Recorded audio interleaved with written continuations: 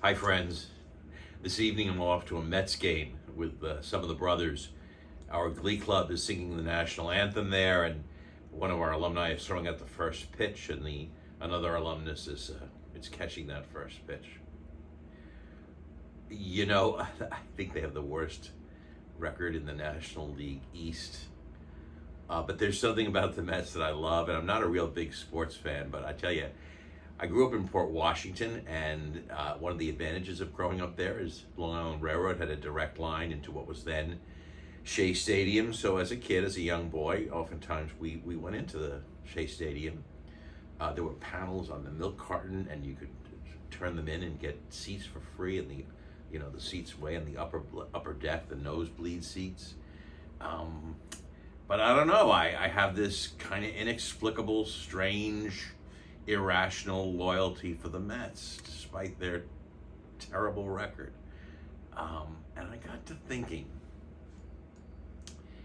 if I'm loyal to the Mets, and many of the Mets fans, all those fans who are loyal to the Mets, despite their record, even though they haven't merited my loyalty, how much more is God loyal to us? It's kind of an analogy.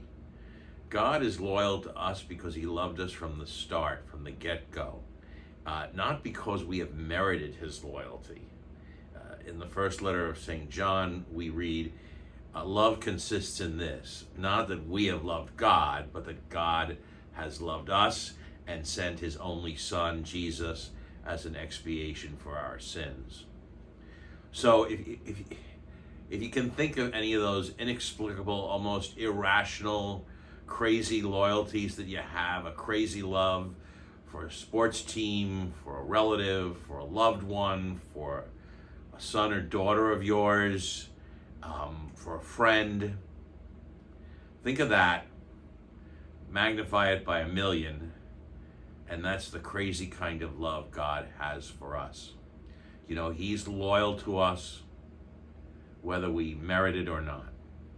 And he's like that expectant father waiting for the return of the prodigal son.